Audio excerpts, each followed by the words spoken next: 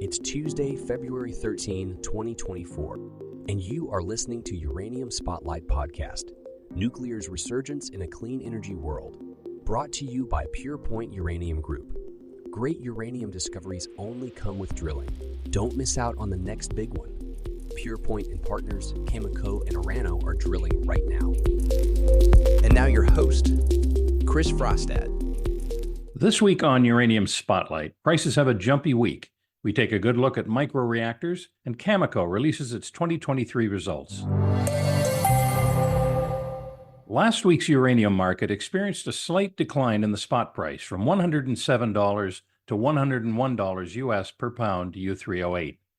The market exhibited sporadic and erratic movements, with buying interest fluctuating in response to production announcements and news events.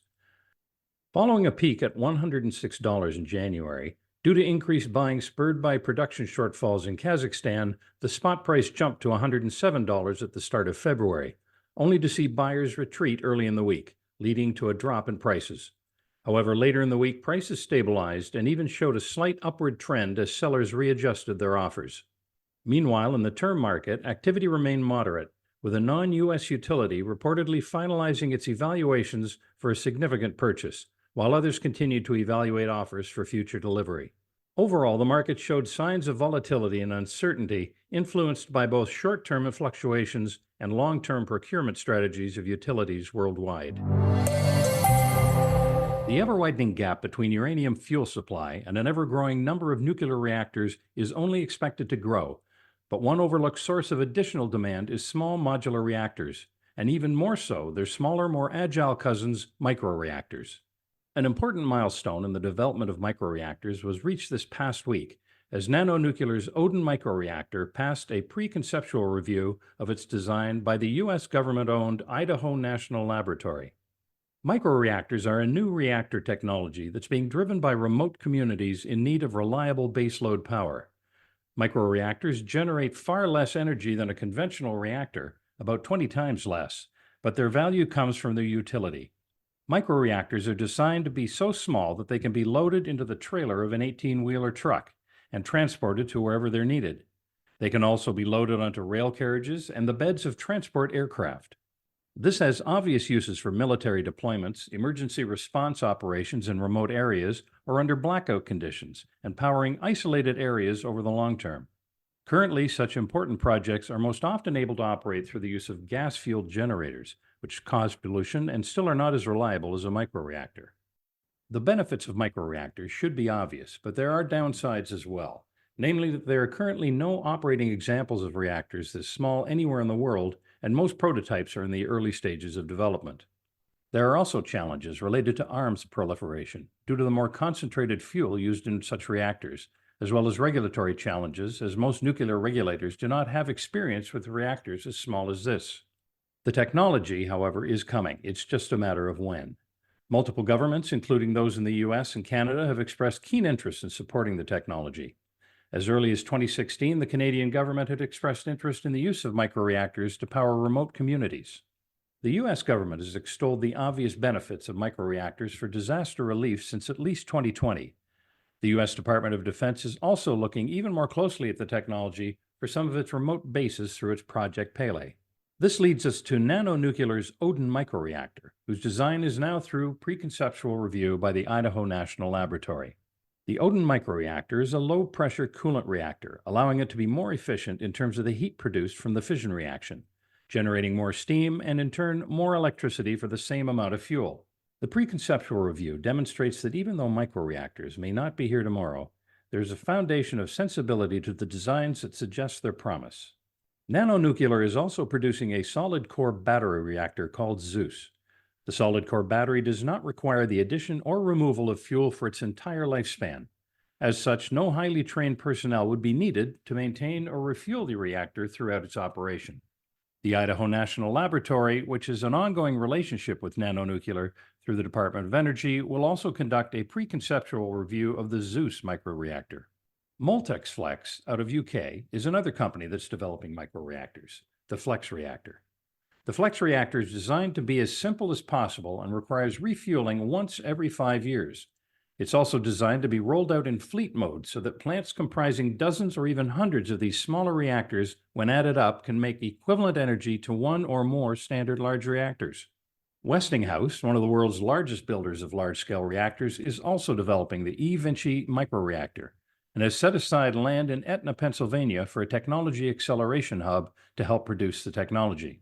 In addition to the already mentioned uses, the eVinci microreactor could be utilized for hydrogen production, mining operations, industrial process heat, and district heating.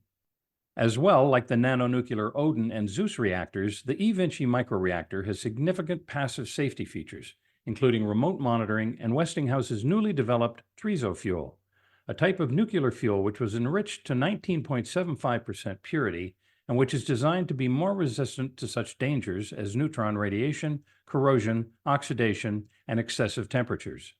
In the case of the eVinci, refueling will be required once every 8 years. One more intriguing application for the microreactor is a trip to the moon. Candidates lining up for inclusion in NASA's Artemis mission include the eVinci microreactor, a Lockheed Martin microreactor, one developed by X-Energy, Rolls-Royce's version out of the United Kingdom, and one currently under development by CSMC out of Canada. CSMC will not be using a new design, but instead will repurpose the tried-and-true Canadian slowpoke reactor. The advantages of repurposing this research reactor are obvious. For one, it has been rigorously tested through many years of use. On top of that, it is so safe that it can be left completely unmonitored for up to 24 hours. From space to remote communities and microgrids to the heart of conflict and disaster zones, microreactors will soon be ready when and where the world needs them most. At a time when climate-related disasters such as floods, droughts, and hurricanes are exacerbating or outright causing geopolitical instability around the world, there is a dire need for an easy-to-deploy, easy-to-maintain, carbon-free source of electricity that is there when it is needed. Last week, Canadian uranium producer Cameco Corporation released their financial and operational results for the year ended December 31st. Their stock finished the week at $59.27 Canadian per share. In 2023, Cameco saw significant growth across various metrics. Net earnings, adjusted net earnings, and cash from operations more than doubled compared to 2022, with adjusted EBITDA soaring by 93%. This success was attributed to higher sales volumes and realized prices in uranium and fuel services segments. Looking forward to 2024, Cameco anticipates strong financial performance, particularly with the benefits from their investment in Westinghouse Electric Company. They aim to transition to a Tier 1 cost structure, making necessary capital expenditures for sustainable growth. The global demand for nuclear power has increased, prompting long-term contracting activities, and Cameco plans to produce 18 million pounds of uranium at each of their McArthur River, Key Lake, and Cigar Lake sites. Cameco's strategic patience in contracting discussions aims to maximize value while maintaining exposure to higher prices. The company's disciplined approach includes diversifying supply options such as production, purchases, inventory, and loans to manage risks effectively. Moreover, Cameco's acquisition of a 49% interest in Westinghouse positions them for long-term growth, with expected adjusted EBITDA of $445 to $510 million in 2024 and continued growth in the coming years. With a strong balance sheet boasting $567 million in cash and cash equivalents and $1 billion in undrawn credit facilities, Cameco remains resilient amid global uncertainties. TD Securities updated their forecast to reflect 2024 guidance and the planned extension of the Cigar Lake mine to 2036. Their report lowered the target price to $79 from $82 per share, their lower target price reflecting lower EBITDA for 2025 than what had been previously forecast, and their slightly lower net asset value. And that wraps up your Uranium Spotlight coverage for this week. For more news and events from the world of uranium, please tune in next week to Uranium Spotlight. You've been listening to Uranium Spotlight, your weekly podcast dedicated to delivering the latest news and events shaping the uranium fuel market and its critical role in the global energy landscape. Brought to you by Purepoint Uranium Group. Purepoint actively operates a portfolio of advanced uranium projects in the world's richest uranium district and has established partnerships with some of the largest uranium suppliers worldwide. While our passion for this subject is undeniable, it's essential to clarify that the information presented here is not investment advice. Instead, our goal is to offer an unbiased and comprehensive review of recent events that could impact uranium prices. Join us again next Tuesday for Uranium Spotlight.